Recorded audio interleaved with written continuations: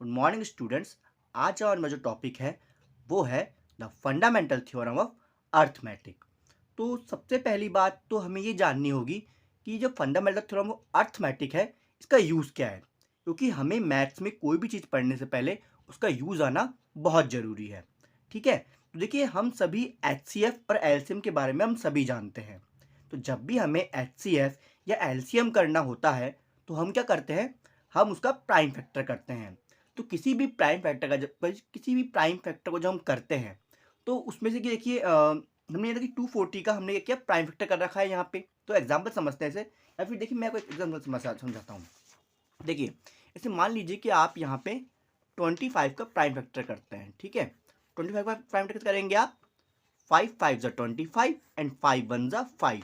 तो जो 25 का जो प्राइम फैक्टर आया वो आया 5 × 5, यानी किसी भी कंपोजिट नंबर का जब हम प्राइम फैक्टर करते हैं तो वो हमेशा प्राइम नंबर में ही आता है। ठीक है, आप और भी ऐसे एग्जाम्पल ले सकते हैं। जैसे देखिए मैं यहाँ पे एग्जाम्पल के तौर पे 10 ले लेता हूँ। जब मैं 10 का प्राइम फैक्टर करता हूँ तो वो आएगा 2 5 ज़ा 10 एंड 5 1 ज़ा 5, यानी 10 का जो प्राइम फैक्टर हुआ वो क्या हुआ, 2 × 5। जबकि 10 क्या है, एक कंपोजिट नंबर है। कंपोजिट नंबर के बारे में आपको प्रीवियस वीडियो में बताया था कि एक ऐसा नंबर जो खुद से भी डिवाइड हो, 1 से डिवाइड हो, उसके अलावा किसी और वैल्यू से भी डिवाइड हो, तो वो सारे नंबर कौन से होते हैं, कंपोजिट नंबर। तो 10 हमारे पास जो यहाँ पे हुआ है वो कौन सा नंबर हुआ है, कंपोजिट नंबर। ठीक है, लेकिन जब हमने इसके प्राइम फैक्टर किए तो जो हमारे पास तो नंबर आए हैं वो नंबर कौन से आए हैं, प्राइम नंबर। ठीक है, तो देखिए हम इसकी डेफिनेशन से समझने की कोशिश करते हैं। Every composite number can be represent as the product of its prime number, यानी सारे कंपोजिट नंबर का अगर हम उसको रिप्रेजेंट करेंगे तो वो काय में आएगा, प्राइम नंबर में। ठीक है, देखिए कैसे, देखिए जैसे देखिए 240 है, अगर 240 कंपोजिट नंबर है, जब हमने इसका प्राइम फैक्टर किया तो देखिए इसके जो प्राइम फैक्टर के जो प्रोडक्ट निकल के आ रहे हैं, 2 × 2 × 2 × 2 × 3 × 5। अब देखिए यहाँ पे जो 2 है ये भी प्राइम नंबर है, 3 है ये भी प्राइम नंबर है, और इसके अलावा जो 5 है वो भी प्राइम नंबर है। तो हर कंपोजिट नंबर का अगर हम प्राइम फैक्टर करेंगे तो उसके जो मल्टीपल निकल के आएंगे वो क्या होगा, आपका प्राइम नंबर होगा। ओके, देखिए फिर मैं कोई डेफिनेशन पढ़ लेता हूँ। Every composite number can be represent as the product of its prime number. तो किसी भी कंपोजिट नंबर लीजिए, उसका अगर आप प्रोडक्ट करते हैं तो वो एक प्राइम नंबर में ही आपको मिलेगा। The fundamental of theorem of arithmetics यहाँ पे आपको प्राइम फैक्टर के बारे में बताते हैं, और प्राइम फैक्टर जो हमारे जो यूज होते हैं वो एचसीएफ और एलसीएम में हम उसका यूज करते हैं। ठीक है, देखिए यहाँ पे मेरे पास कुछ एग्जांपल है, इससे आपको और समझ में आ जाएगा। देखिए यहाँ पे मैंने एक क्वेश्चन यहाँ पे किया है, consider the number 4n where n is natural number, check whether there is any value of n for which 4n ends with the digit 0। यानी हम देखो अगर इस क्वेश्चन को हम समझे तो ये क्वेश्चन हमसे क्या कहना चाहता है कि देखिए हमें यहाँ पे, देखिए यहाँ पे 4n दिया हुआ है और यहाँ पे n का एक नेचुरल नंबर है, और नेचुरल नंबर की जो प्रॉपर्टी होती है वो होती है कि नेचुरल नंबर 1 से स्टार्ट होते हैं, अप टू इन्फिनिटी तक ये चलते चले जाते हैं। तो हम यहाँ पे n के प्लेस पे यहाँ पे कोई भी नेचुरल नंबर हम रख सकते हैं। ठीक है, तो हमें करना क्या है यहाँ पे कि देखिए यहाँ पे 4 पावर जो n है, n की जगह हम अगर नेचुरल नंबर रखते हैं तो हमारा नेचुरल नंबर रखने के बाद जो आंसर आना चाहिए उसमें जो एंड डिजिट होता है वो 0 आना चाहिए। ठीक है, देखिए इस क्वेश्चन को करने के लिए पहले हम उन वैल्यूज को कंसीडर करते हैं जिसके एंड में 0 आता है। ठीक है, देखिए मैंने यहाँ पे देखिए इसको सॉल्व कर रखा है यहाँ पे। तो देखिए let us take the example of a number which end with the digit 0, यानी पहले हम यहाँ पे कुछ ऐसे नंबर लेंगे जिसका जो एंड डिजिट हो वो क्या आता है, 0। जैसे हमने 10 लिया, देखिए 10 का जो एंड का डिजिट है वो क्या है, यहाँ पे 0 है, और इसका जो प्राइम फैक्टर है वो क्या है, 2 × 5।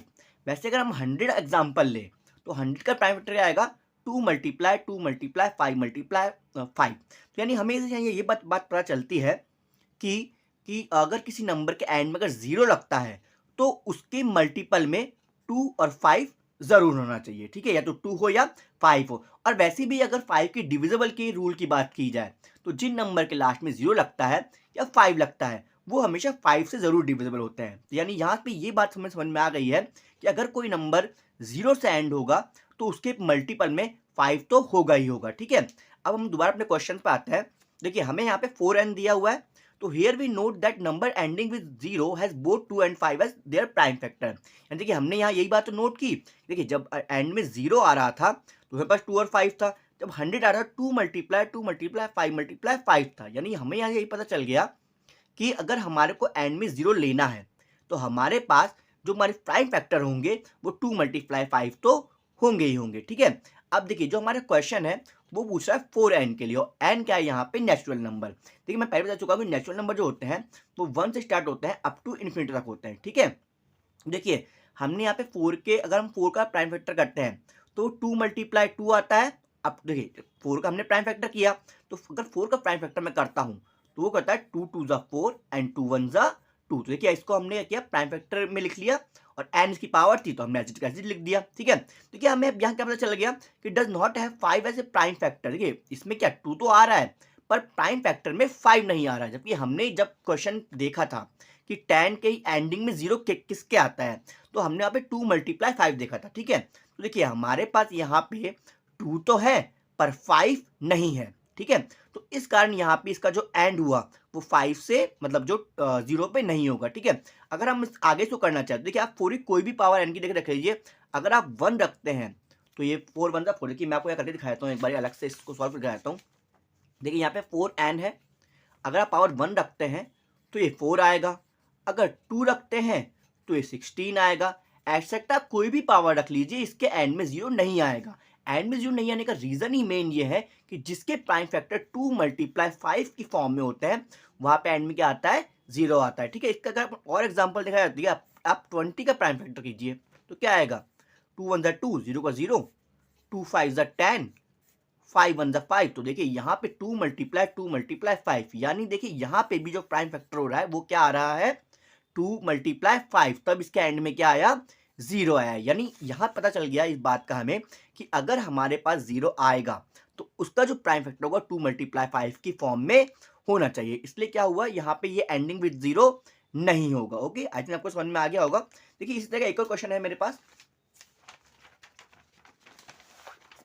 ये क्वेश्चन क्या है यहाँ पे, check whether 6n can end with the digit 0 of any natural number n। यानी n, देखिए यहाँ सेम वही क्वेश्चन आ गया, ठीक है, कि n क्या है, यहाँ पे एक नेचुरल नंबर है। अगर मैं बात करूँ 6 की, तो देखिए 6 का अगर हम प्राइम फैक्टर करते हैं तो क्या होता है, 6 2 3 ज़ा 6 एंड 3 1 ज़ा 3, यानी 2 मल्टीप्लाई 3 की पावर n। जबकि हमें तो इस बार पहले ही से पता है कि 0 किस में आता है, जिसका जो प्राइम फैक्टर निकल के आता है वो कहता है जिसका प्राइम फैक्टर 2 मल्टीप्लाई 5 निकल के आता है। ओके, तो आई थिंक आपको क्वेश्चन समझ में आ गया होगा। Thank you.